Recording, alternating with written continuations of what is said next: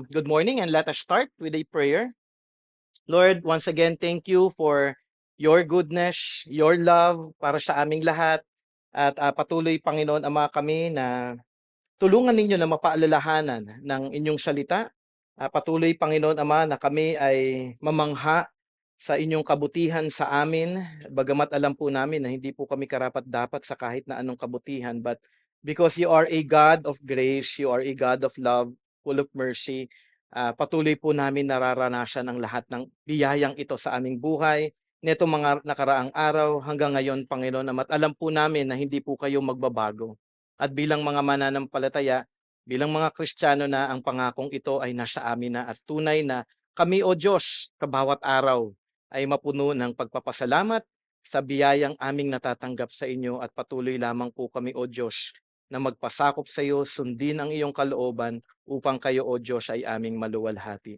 Muli sa aming pag-aaral, patnubayan niyo po kami na mas higit ka pa po naming makilala at maunawaan ang inyong panawagan sa aming lahat. At tunay na mabago, Panginoon Ama, ng inyong salita upang kami ay tuluyan, Panginoon Ama, na maiwangi sa inyong anak na si Kristo Jesus. Salamat, O Diyos, and bless us, O God, as we study and as we listen to your word. In Jesus' name we pray. Amen and amen. Tayo po ay magkapatuloy sa ating pag-aaral sa Luke chapter 3 na po tayo. At tayo po ay nasa part 3 ng ministry of John the Baptist. Siguro simulan ko lamang ang ating pag-aaral with the understanding of humility. Humility. Okay, ito ang isang karakter na hindi po madalas na nabibigyang halaga ng marami sa mundo. Okay, marami ang magsasabi na ito ay magandang character. This humility is a good character, pero hindi naman ito actually madalas nakikita sa buhay. Maraming mga mananampalataya ang mananalangin nito, pero ito pa rin ang pinaka-struggle ng lahat ng Kristiyano. And we are to be honest with that dahil lahat po tayo ay tunay na mayabang. Bakit? Dahil nananaig palagi ang sarili. Okay? At ang tinatawag na rights o karapatan ko ito. Halimbawa, nag-drive ka, tapos kinat ka, linya ko ito eh. Bakit mo agawin? Diba? Kaya, senior ako, dapat ako mauna. Kaya, ginawa ko yan. Ang galing ko, di ba? Purihin ninyo ako. O kaya, promotion, dapat lang. Masipag ako kaysa sa iba. High honors, yan, dali-dali lang naman mga subject. Ewan ko bakit yung iba hirap na hirap. Ang ganda mo naman, syempre. Maganda talaga ako. Yung iba kasi pangit. Ano though parang it may be exaggerated, pero ang tao, lahat ng tao actually ay mayabang at iba-iba po yung level ng ating mga kayabangan. Okay? At minsan nga, ang nakakatakot, nahuhulog ang maraming Christian sa ganitong klaseng kayabangan. Minsan pa nga may false humility. Kunwari humble, pero in heart, puno ng yabang. Ang iba naman, akala nila, humble sila, pero bulag lang talaga sa katotohanan. Kung humility sa Bible ang pag-uusapan, syempre ang Panginoong Jesus ang pinaka-perpektong halimbawa para sa ating lahat. Diyos na bumaba sa lupa, naging tao upang iligtas tayong mga makasalanan. So from that point pa lamang, makikita na natin ang kanyang pagpapakumbaba. Pero isang halimbawa din ay si Paul. Sabi nga in 1 Corinthians chapter 15 verse 9, kanyang sinabi, "For I am the least of the apostles, unworthy to be called an apostle because I persecuted the church of God." So makikita natin si Paul na maraming naisulat, si Paul na makikita natin yung kanyang life, he called himself the least of the apostles. Makatapos nito, sinabi din ni Paul sa 1 Timothy chapter 1 verse 15, "The saying is trustworthy and deserving of full acceptance, that Christ Jesus came into the world to save sinners, of whom I am the foremost." Naisip niyo na ba na kayo ang isa sa pinakamakasalanan sa buong mundong ito? Maganda na makita po sana natin yung sa ating mga sarili, no? Dahil tayo actually yung nakakakilala sa ating mga sarili. At siguro isang mahalagang katotohanan na patuloy na hinahayag ni Paul patungkol sa kanyang sarili ay mababasa natin sa 2 Corinthians chapter 12 verse 9 to 10. "But he said to me, my grace is sufficient for you, for my power is made perfect in weakness. Therefore, I will boast all the more gladly of my weaknesses so that the power of Christ may rest upon me. For the sake of Christ, then, I am content with weakness, insults, hardships, persecutions, and calamities. For when I am weak, then I am strong. Hindi niya ipinagmamalaki ang kanyang sariling mga nagawa, kundi itinuturo niya ang biyaya at kapangyarihan ng Diyos palagi sa kanyang buhay. Yun yung humility ni Paul. It is the grace of God. It is not me. At maganda na maging, alam mo yun, maisip natin yun, maging work man ito, school work man ito, life man natin, ministry man ito, it is the work of God. It is the grace of God working in our lives. Inyong tatandaan, ang pride ang nagpabagsak kay Satan. Kaya aking dalangin na hindi din tayo maging bulag sa ating mga sarili at makita natin ang kahalagahan ng nagpapakumbabang puso sa harap ng ating Diyos. At kung tayo ay magpapakumbaba, tayo ay patuloy din na makakatanggap ng kanyang mayamang biyaya upang lubos pa natin siyang makilala, ang ating Panginoong Diyos at siyang ating mapaglingkuran ng buong puso para sa kaluwalhatian ng kanyang pangalan. Humility. And I pray na maging prayer natin ito araw-araw. Lord, give me a humble heart. Tulungan niyo po ako na ma-develop sa aking buhay, maging disiplina, ang tamang pag-iisip patungkol sa aking sarili. Okay? At ito din ang ating tuon ngayon, umagang ito, at sa ating pagpapatuloy, sa ating pag-aaral, sa Luke chapter 3, verses 1 to 20. So medyo mahaba po ito, part 3 na po ito, and we will be finishing our part of study dito sa verse 15 up to verse 20. Atin ang naaral last Sunday ang kahalagahan ng panawagan ni John the Baptist ng repentance. So I do hope after our study about mahabang isang buong preaching about repentance last Sunday, I pray na naunawaan ninyo kung ano ang repentance at hindi lang naunawaan kung hindi tunay kayong tumugon in application kung ano nga ba ang repentance. At makikita naman ninyo ito sa inyong buhay kung may patuloy na pagtalikod sa kasalanan. Okay? So sana meron changes, transformation na nagmumula din sa biyaya ng Panginoon. At nawa, nakita ninyo ito sa inyong buhay. At patuloy na kayo ay tumalikod sa kasalanan at tunay din na sumusunod sa ating Panginoong Jesus. So balikin lang natin yung ating outline. So naaral na po natin up to the point of description of repentance from verse 10 to 14. Okay? Ating aaralin ngayon from verse 15 to 20, humility of John the Baptist, the baptism of the Holy Spirit and fire, the preaching of John the Baptist. So, simulan po natin verse 15. If you have your Bibles, although meron naman din pong PowerPoint, sabi po dito, verse 15, as the people were in expectation and all were questioning in their hearts concerning John, whether he might be the Christ, John answered them all, saying, I baptized you with water, but he who is mightier than I is coming, the strap of whose sandals I am not worthy to untie. Sa lahat ng kanilang mga napakinggan sa pagtuturo ni John the Baptist, pumasok din sa kanilang mga isip, sino nga ba itong lalaking ito? Siyempre, di ba? Parang kahit tayo din, ano? Kung nandiyan kunyari si John the Baptist, lagay natin yung ating sitwasyon sa kanilang lahat at that point, sino nga ba siya? For sure, maaari na ang iba ay may background, may idea patungkol kay John, kung saan siya nanggaling, kung sino yung kanyang magulang. Marami din siguro ang hindi nakakakilala sa kanya o walang alam patungkol kay John. Pero sino nga ba ang lalaking ito? Kaya nga sabi sa verse 15, and all were questioning in their hearts concerning John whether he might be the Christ. Itong katanungan na ito ay nasa kanilang mga puso. Bakit kaya kakaiba siyang manamit? Diba, na-describe kasi yun sa Bible yung kanyang pananamit. Bakit kaya ang pagkain niya locust and wild honey? Siguro nakikita nila na mayroong pang honey deal sa labi niya. Okay, may locust pa siyang hawak na kinakain niya. So bakit ganito yung kanyang pagkain? Bakit kaya siya nasa wilderness? Anong ginagawa niya dito sa wilderness? Bakit ganito siya pero maganda ang kanyang itinuturo at yung kanyang panawagan ay kakaiba compared doon sa mga Pharisees? At may panawagan pa siya ng repentance. So, syempre, may isip ng bayan ng Israel, yung mga tao na nakikinig at that time, dahil they are awaiting the Messiah, siya nga ba si Kristo? Ang pinangako na darating na maghahatid ng kaligtasan sa bayan ng Israel. At siguro marami pa silang katanungan sa kanilang isip. Pero ano ang sagot sa kanila ni John the Baptist. Sabi ni John the Baptist, John answered them all, saying, I baptize you with water, but he who is mightier than I is coming, the strap of whose sandal I am not worthy to untie. At dito makikita natin ang mapagkumbabang puso ni John sa kanyang sinabi sa kanila. Kanyang itinaas actually, okay?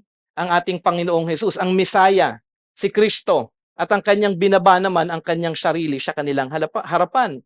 Ako ay magbabaptize ng tubig, ng water, pero may parating na mightier than I. Tayo yung description, mightier than I, mas higit sa akin.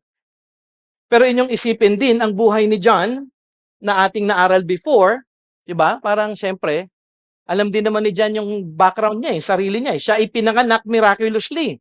Kung si Jesus Christ pinanganak miraculously, siya din, matatandaan natin, yung kanyang magulang ay wala ng kapasidad na magkaanak. Pero nagkaanak pa rin. At lumabas nga si John the Baptist. Tinawag siya na mamumuhay siya, na magiging set apart, okay, sa lahat ng bagay. Yun ang kanyang naging buhay. Nagkaroon siya ng Nazarite vow sa kanyang buong buhay. Okay? Namuhay siya ng malinis, hindi uminom ng alak, namuhay na nagpapasakop sa ating Panginoong Diyos at nag-aantay lamang sa panawagan ng Diyos ng ilang taon sa wilderness hanggang sa dumating yung salita ng Diyos sa kanya at ginawa ang kanyang panawagan na ihanda ang pagdating ni Jesus in terms of his ministry. So, ganun yung buhay ni John. So, parang siya, with all of this calling, hindi niyo ba alam na ako yung inaantay ninyo? Hindi niyo ba alam na ito yung aking panawagan, inaantay ko lang ang Diyos sa kanyang salita at gagawin ko na ang aking gagawin para ihanda ang pagdating ni Jesus. Pero hindi yung naging pride para sa kanya. Hindi ko alam kung bakit ganito, no? Dahil Mother's Day. Sige, hingi na lang ako ng mic.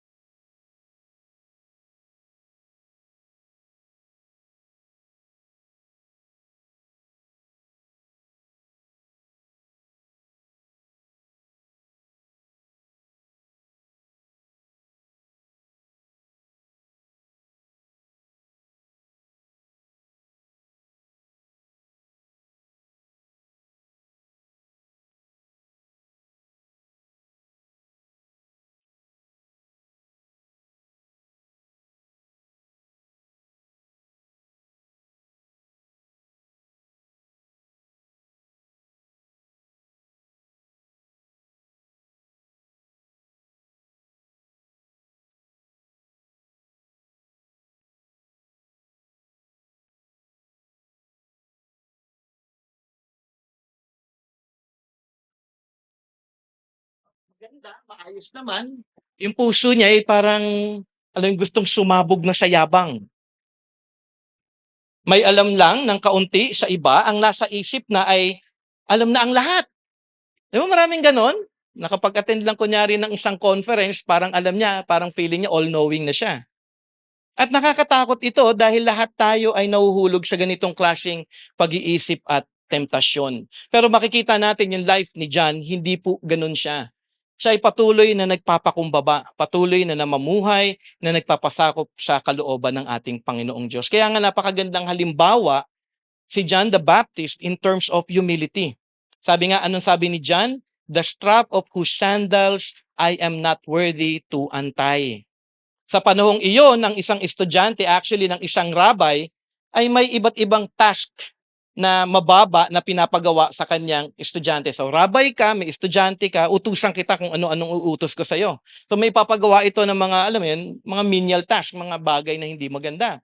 Pero ayon sa aking nabasa, isa daw sa mga pinagawa before ng rabbi na hindi ginagawa daw ng mga students ay yung mag-remove daw ng sandal ng kanyang rabbi. Okay? Dahil ito daw ay sobrang baba na daw kapag ito ay kanilang ginawa. Ayaw nilang gawin yun. At hindi ito magawa ng estudyante dahil nga ang feeling nila, mataas sila in some way, pwede mo pagawa yung ibang bagay, pero yung gawain ng para sa isang alipin, hindi ko yan gagawin. Okay? Pero si John ay lumampas sa ganitong paniniwala. Hindi lang niya sinabi na mas mababa siya kaysa sa isang alagad, sabi niya na hindi siya karapat-dapat na gawin ang gawain ng isang alipin para kay Jesus. Gano'n niyang ibinababa ang kanyang sarili upang makilala ng bawat isa kung sino ang ating Panginoong Diyos na siya ay tunay na kataas-taasan.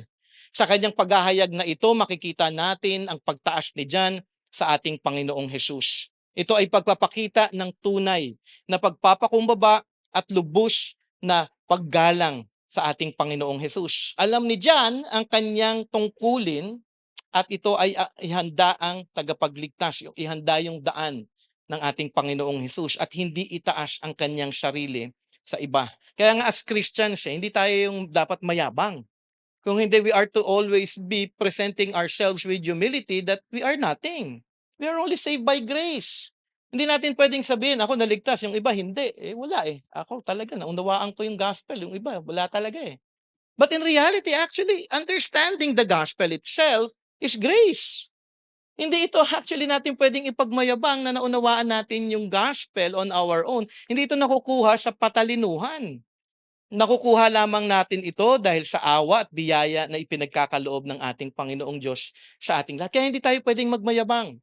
Even if you are here serving in the Lord, wala po tayong pwedeng ipagmayamang.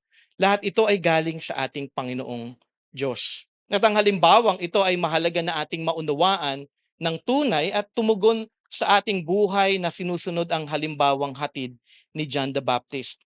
Tayo ay binigyang buhay ng Diyos, tayo ay niligtas ng Diyos sa kasalanan upang hindi na mamuhay para sa ating mga sarili, kundi ang mamuhay na nagpapasakop at sumusunod lamang sa kalooban ng ating Panginoon.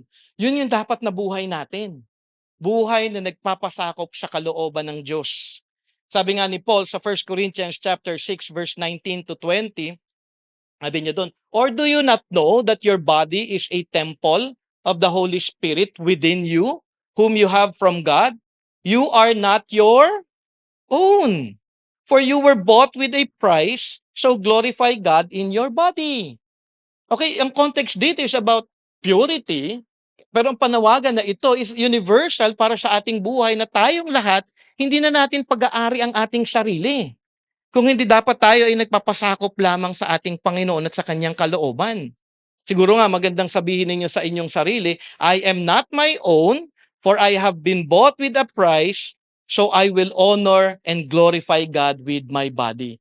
Mahalaga na ipaalala ninyo ito palagi sa inyong mga sarili, sa ating mga sarili, na tayo ay pag-aari na ng ating Panginoong Diyos. At kung ako'y pag-aari ng Diyos at naunawaan ko lahat ay biyaya, siyempre ang resulta nito, magpapakumbaba po tayo. Dahil kinikilala natin na tayo ay wala at namumuhay lamang tayo ayon sa kanyang mayamang biyaya. Katulad ni John the Baptist, siya ay namuhay para sa paglilingkod sa ating Panginoon, para sa pagdating ng ipinangakong Mesaya. Nawa tayo din sa biyaya ng Diyos dahil alam natin at nakilala na natin kung sino si Jesus. Sa tulong at biyaya ng Diyos atin siyang paglingkuran ng may mapagkumbabang puso. Okay? So, humility. Example ni John the Baptist. Ating sundan ito. Second, is verse 16b to verse 17. The baptism of the Holy Spirit and fire. Sabi nga, He will baptize you, si Jesus Christ yung itinuturo dito, with the Holy Spirit and fire.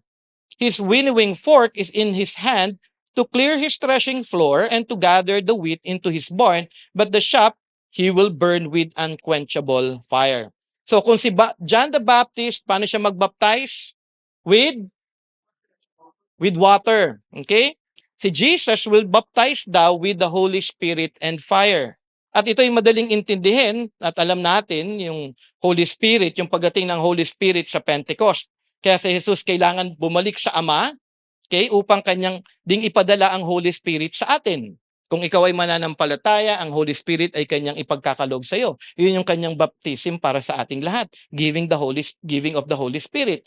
Para sa mga mananampalataya na kay Jesus at magsisisi na sa kanyang mga kasalanan, mapapasa kanya ang banal na Espiritu. They will now belong to the Holy Spirit, Spirit-led life. So ang Holy Spirit na nananahan sa iyo, ikaw ngayon ay magpapasakop na sa kanya. Kaya nga ang isang mananampalataya nakakasunod na ngayon sa Panginoon dahil din sa pagkilos ng ating Panginoong Diyos sa ating lahat. Pero hindi lang iyon ang gagawin ni Jesus na klase ng baptism. Sabi ni John, He will baptize you with the Holy Spirit and fire. Okay, mahalaga po na maunawaan natin yung part dito at yung katuroang ito dahil ang question is ano yung baptism of fire? Yun yung magiging question natin dito. Ang iisipin ng iba, ito yung pagbaba ng Holy Spirit sa Pentecost na may fire na nag-appear sa kanila at nag-rest sa bawat isa. Madalas ito po yung interpretation ng marami. Okay? Mababasa natin ito in Acts chapter 2 verse 1 to 4. Sabi doon, basahin ko lamang, when the day of Pentecost arrived, they were all together in one place. And suddenly there came from heaven a sound like a mighty rushing wind, and it filled the entire house where they were sitting. And divided tongues as of fire. Madalas doon nila kinoconnect yun appeared to them and rested on each one of them. And they were filled with the Holy Spirit and began to speak in other tongues as the Spirit gave them utterance. Pero kung ating titignan, dahil ang ating Diyos ay God of order, para hindi daw tayo ma-confuse with Acts chapter 2, si John the Baptist nag-explain kung ano yung fire na ito in verse 17. Okay? So, Holy Spirit and fire. And then next is verse 17. Sabi sa verse 17, His winnowing fork is in His hand to clear His threshing floor and to gather the wheat into His barn, but the chaff He will burn with unquenchable fire. So, ibig sabihin, hindi ito yung itinutukoy doon sa Acts chapter 2. Okay? Ang illustration na ibinigay ni John is of a farmer. Sino sa inyong farmer? Ako yata si Brother Edwin, farmer ka, di ba? May ano yan, hacienda yan Okay? Napag-usapan namin kung ano yung rice kung kailan nagsasaka. Okay? So farming. So picture ninyo verse 17, illustration ito ng farming. Okay? Si Jesus may winnowing fork. Okay? Hindi ito fork yung tinidor Baka nasa isip nyo pagkain. Okay? Hindi tayo kakain ngayon. Okay? Dahil alam ko naman taga BSL palagi nasa isip pagkain. Okay? Winnowing fork na ginagamit ng isang farmer. Okay?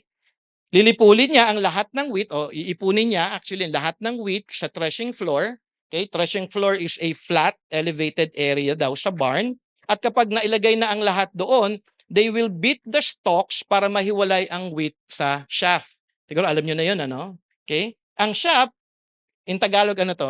Alam ko magaling kayo sa magtagalog. Chaff. Yung sa kotse. Hindi. Ipa. Okay, yung ipa. Okay? So, ipa in Tagalog. So, sa mga kabataan, di ko alam kung maintindihan nila. Pero shaft. So, nahiwalay na ang shift sa yung wheat sa shaft. At yung with the winnowing fork, ihahagis nila ito sa taas para i-blow daw ang shaft away ng wind. Dahil mas mabigat yung wheat, babagsak yung wheat. Yung shaft, lilipa rin. Okay. So, para mahiwalay siya. Ang point dito ay may separation from wheat and shaft. Okay, may separation siya at mahalaga na makita natin yon yung illustration dito.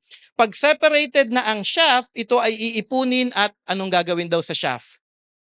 Susunugin. Okay, hindi ko alam, ganun ba ang ginagawa pa rin yan? Sinusunog? Bawal na magsunog Oh, naku, bawal na magsunog ngayon. Na-joke lang. Okay? Pero ganun yung ginagawa. Okay? Ipunin yung shaft at itatapon sa apoy. Sabi nga ni John, but the shaft will burn with unquenchable fire. So yun yung illustration. Para sa mga mababaptize with the Holy Spirit, ibig sabihin para sa mga nakatanggap ng biyaya ng kaligtasan kay Jesus, mapapasa kanila ang banal na Espiritu. Bilang tanda na sila ay isa na kay Jesus. Bahagi na siya ng pamilya ng ating Panginoon. Ang iba naman na hindi mananampalataya kay Jesus, mamumuhay pa rin sa kanilang mga kasalanan, ang kanilang kakaharapin ay judgment of fire. So ibig sabihin, Jesus will judge those who will not believe in His name. May judgment na parating. Ito ang magiging buhay ng mga tao, okay, ng isang tao na wala po kay Jesus. Judgment of fire. Kaya may hell. Huwag niyong isipin na walang hell, meron pong hell kasi may judgment of fire. At binanggit po dito at ginawa pang illustration ito ni John the Baptist para makita ng mga tao at that time na kung ikaw mananatili ka sa iyong mga kasalanan, may kaparusahan itong nag-aantay. At ito po ay seryosong bagay. Inyong isipin ito ng mabuti. Life is not what you think it is. Maraming pananaw kasi ang tao patungkol sa buhay. Ang akala ng marami ang buhay ay para, alam mo yun, that we may be able to do what we want to do. Okay, alam mo, yung buhay ko, ganito, magawa yung gusto ko. Yun yung pananaw ng maraming tao eh. At doon po actually tayo lahat na nadideceive. Yung thinking that we can do what we want in accordance to what we want, not in line doon po sa kagustuhan ng Panginoon. Tandaan po natin na ang buhay ay mula sa Diyos. Hindi ito sa inyo. If you were given a life, it is given by God sa atin. Ano ngayon yung gagawin natin dun sa life na ibinigay ng ating Panginoon? Huwag tayo o huwag kayo magpaloko sa pananaw ng mundo. Ano yung pananaw ng mundo? Siguro bigyan ko po kayo ng idea. Luke 12:19-21, sabi dito, "And I will say to my soul, soul, you have ample goods laid up for many years." Ito yung pananaw ng mundo eh. Relax, eat, drink, be merry. Yan ang pinaka, kapag ang buhay mo ganito lang, relax, eat, drink, be merry. Yung iba nga gagawin pa eh, relax, jogging. Siyempre, healthy na tayo ngayong panahon na ngayon. Badminton, okay? Drink and be merry. Okay? But God said to that person, kung ganito lang ang pananaw ninyo in life, kung wala si God, wala si Christ, walang serving, walang, alam mo yun, one anothering, walang church, walang fellowship, wala ang Panginoon in your life, kung relax, eat, drink, be merry lang ang iyong life, sa iyong buhay, God said to him, "Fool, hangal ka daw. You are a fool." So if you're living a life apart from Jesus Christ, you're a fool. Hindi ako nagsasabi nito O mamaya, so si Brother Jay na naman, mga pinagsasabi ni Brother Jay. Sabi dito, "But God said to him, Fool, this night your soul is required of you, and the things you have prepared, whose will they be? So is the one who lays up treasure for himself and is not rich toward God." If you're living your life para lang sa iyong sarili, hindi para sa ating Panginoon, hindi para sa inyong mga kapatiran dito sa church, then you are a fool. Be reminded of that dahil nakakatakot po ito. There is a judgment of fire. Are you truly living for God or for self? Assess niyo po, kayo po nakakaalam nito, hindi ko po alam ang inyong buhay. Nakikita ko lang kayo dito sa church, pero kayo mismo makakapag-assess. Isipin niyo po yun. Am I really living for God? Am I also living for my brothers and sisters here in the church? Am I serving God for His honor and glory? Or am I just living my life for myself?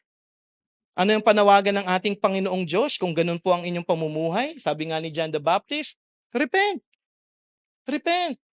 Talikuran mo yung ganitong klaseng pag-iisip at pananaw at pamumuhay. Talikuran ang kasalanan ninyo. Inyong buksan ang inyong mga mata na kayo ay makasalanan at sabi ng Diyos, ang bawat kasalanan ay may kaparusahan.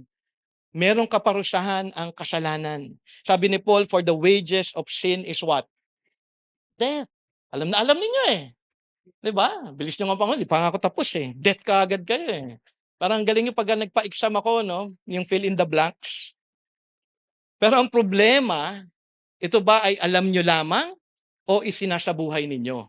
Pwede nating alam ang Bible, at marami kong kakilala na alam ang Bible, alam mo, kabisado ang Bible, pero walang buhay, walang pag-ibig sa Panginoon.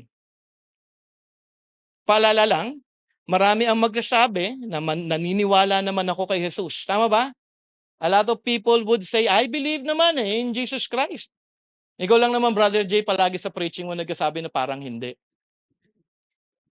Pero in reality, a lot of people would say, dami ko na nakausap na ganun. Christian daw sila, pero manginginom. Christian daw sila, pero alam mo yun, abusive sa wife. Christian daw sila, but living in a life of lies. Okay?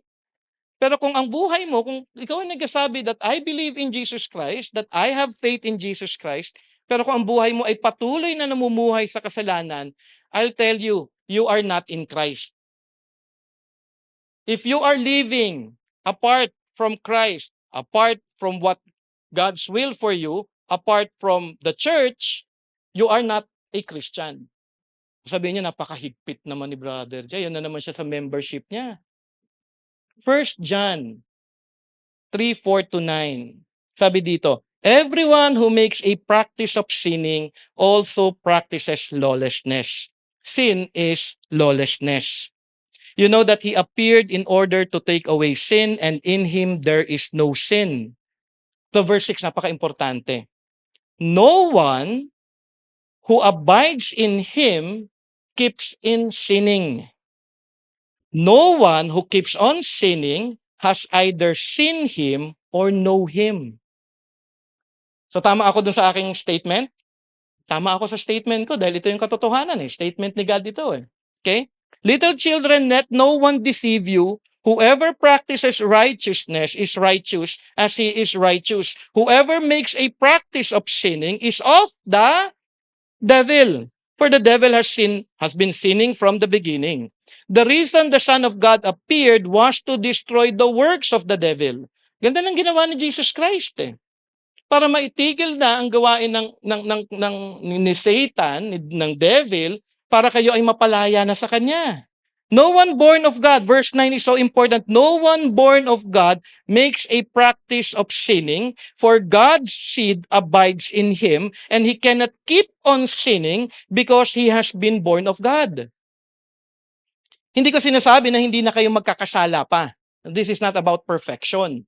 Kaya wala pong tao, ako po, hindi po ako perfecto, but I am not living a life of sin, na ongoing sin. Alam mo yun, yung parang namumuhay ako patuloy sa kasalanan. There's a big difference na nagsisin at isang tao na nagpapatuloy na tumatalikod sa ating Panginoong Diyos. Okay? Na alam niyo na ito ay kasalanan na para sa isang tao, no, na kunyari keep on sinning, nabasa na ninyo na kasalanan ang ginagawa mo sa scripture, pero deadma ka. Hindi, okay lang to. Okay lang, kasalanan. I will continue. Si Brother J lang ang nag-i-interpret niyan. Sa ibang church, wala niyan. Lipat ako ng ibang church. Okay? O kaya, sabihin sa inyo, may naituro na, nag-preach na, napakinggan ninyo, sabi sa Bible, kasalanan ito, naituro na sa inyo, pero hindi. Okay pa rin ako. Pwede pa rin ako mamuhay. I'll be in the church, basta 90% kay God, pero 10% itong sin ko, akin to. Magpapatuloy ako dito sa kasalanan na ito. Okay lang ito. Wala naman nakakaalam eh. Hindi naman nakikita ng ibang mga tao dito sa church. Pero ikaw ay wala pa rin at patuloy sa kasalanan, problema po ito. Ang isa pang problema, kinausap na kita o may kumausap na sa iyo o may pinadala na ang Panginoon sa iyo para sabihin sa iyo na kasalanan ang ginagawa mo at patuloy ka pa rin sa kasalanan, doon na ngayon papasok dito yung ating passage. No one who abides in him keeps on sinning. Alam mo yun, meron ng correction, meron ng rebuke, tinuturuan ka na, sinasabihan na tigil mo na yung kasalanan yan at patuloy ka pa rin sa kasalanan, dito ka mahuhulog. No one who abides in him keeps on sinning. No one who keeps on sinning has either seen him or known him. So ibig sabihin, if you profess to be a Christian, pero kunyari, sinasabi ko, importante ang church. Hindi importante yan. Importante church, attend lang ako dyan. Importante mag-serve sa Panginoon. Hindi, kayo na lang mag-serve. Ako dapat pinaglilingkuran. Sinabi na nga sa scripture tatalikuran nyo pa rin. Ayaw nyo pa rin. Bible study, importante, ayaw pa rin. Fellowship sa church, tinuro na in the New Testament. Nagkaroon pa tayo ng time sa camp natin, one anothering, 60 times binanggit siya. Ito ang dapat nyong gawin. Hindi importante yung one anothering na yan. Then don't tell me that you are a Christian because you are living a life keep on turning away from His Word. Malinaw? Kasi alam niyo, natatakot ako para sa marami Ang dami-dami ko nang naririnig, Christian, pero they're not committed to the Lord. Don't tell yourself you are a Christian but you are not abiding in Christ. Kasi malinaw po ito No one who abides in Him keeps on sinning. Sabi nga, no one keeps on sinning has either seen Him or known Him. Pananaw mo lang. At ang daming tao na sasabihin nilang Christian sila, pero wala talaga sa church. Christian ka tapos ayaw mo maging part ng body ni Christ? Then you are not a Christian. You have to open your eyes to this truth because this is the word of God. No one born of God makes a practice of sinning. Sinning is turning away, rebelling, turning away from the word of God. Kaya nga napakahalaga po na maunawaan po natin yung ating sitwasyon. Kasi may judgment. Kung Christian ka, ibibigay sa iyo yung Holy Spirit. Yun yung baptism na ibinibigay ng ating Panginoong Jesus. Ngayon yung Holy Spirit, siya ngayon yung mag-guide sa inyo para magawa ninyo ang kanyang kalooban. Hindi din kayo. Kaya nga ang blessing ng isang Christian yung nararanasan mo yung pagkilos ng banal na Espiritu. Bakit ako nag-aaral ng mabuti? Dahil banal na Espiritu ito. Bakit ako nagtuturo? Bakit ako nag-serve sa church? Dahil kay God to May panawagan si God Bakit yung iba, di ba, nag-serve dito sa church? Dahil alam nila yung panawagan nila. Alam nila na kapag hindi nila gagawin, dahil lahat tayo may gift, kung ikaw ay Christian, may gift ka, yung gift mo gamitin mo saan? Sa bahay mo? Sa church. We are all gifted if you are a Christian. And then if you are a Christian, sabi mo Christian ka, tapos sabi mo, wala naman akong gift. Hindi ka Christian. Kasi every Christian is gifted. Kailangan po nating intindihin ng mas mababa pa, maunawaan natin na ang Christianity is not just a profession of faith. Christianity is a life, gospel life, na dapat po na nakikita natin. If you love God, you will serve Him. If you love God, you will desire to know Him more by attending Bible study, Sunday service. Hindi siya add-on. Part siya ng life ng isang Christian. So huwag niyong isipin na nasa church ako, okay na. Huwag ninyong isipin na kahit hindi ako committed sa church ay okay na. You are fooling yourself. And I tell you, magalit na kayo sa akin kung magalit kayo. But ito yung palagi kong reminder sa sarili ko. I don't want na kung kunyari daw isa sa inyo mapunta sa impyerno tapos iisipin pa sa akin, hindi naman tinuro ni Pastor Jay yun. Ako pa rin may kasalanan na nasa impyerno ka na, no? Kaya nga sabi ko, hindi, isi-sweep out ko lahat yan. Lahat ng mga maling pananaw, magalit na kayo sa akin kung magalit. Ang importante sa akin, lahat kayo makapag-isip ng tama at ng biblical na pag-iisip. Na mamuhay tayong sama-sama sa Panginoon. Wala akong ibang prayer para sa inyo kung hindi ang tunay ninyong makilala ang Panginoon at tunay na sama-sama tayong lumago sa Kanya at maglingkod sa Kanya.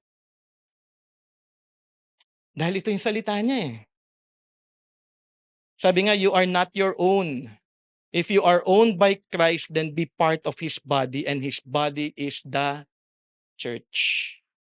There is judgment para sa mga tatalikod kay Jesus, para sa mga hindi nagpapasakop kay Jesus, para sa mga mananatili sa kasalanan, ang kakaharapin mo, sabi nga ni John the Baptist, ay apoy. There will be fire. Ang panawagan sa lahat ay ang manampalataya kay Jesus, kilalanin niyo siya bilang inyong Panginoon na tagapagligtas, na si Jesus ang tangi ninyong pag-asa sa kaligtasan at kapatawaran sa lahat ng inyong mga kasalanan. Na kayo ay magsisi. Inyong i-confess ang inyong kasalanan at talikuran ito at tunay niyo ding matatanggap ang biyaya ng kapatawaran ng ating Panginoong Diyos. Lastly, verse 18 to 20, the preaching of John the Baptist. So with many other exhortations, he preached good news to the people. But Herod, the tetrarch, who had been reproved by him for Herodias, his brother's wife, and for all the evil things that Herod had done, added this to them all, that he locked up John in prison. Ano yung mahalaga dito sa verse na ito? Minsan babasahin natin, okay, nakulong si John the Baptist. Okay, parang ganoon minsan magiging end result ng thinking natin dito. Makikita natin si Luke dito, marami siyang tinuturo. So, preacher siya, teacher siya. Okay, naghayag siya ng mabuting balita, evangelist siya. Okay, naghayag siya ng mabuting balita sa lahat ng mga tao na kanyang nakikita. Pero si Herod, ang ginawa niya, pinakulong niya si John the Baptist. Bakit kaya? Siguro makikita niyo dun sa passage ano, dahil ni-reprove siya ni John the Baptist sa kanyang kasalanan dahil sa in love siya kay Herodias. Kapangalan ko 'to, eh. Okay, siya yung babaeng version ko, Herodias, okay. So siguro nag-commit siya ng adultery dahil ito yung asawa ng kanyang kapatid at sa lahat actually binanggit pa nga makasalanan talaga si Herod at dahil sabi nga, with all the evil things that Herod had done. So hindi lang siya ni-rebuke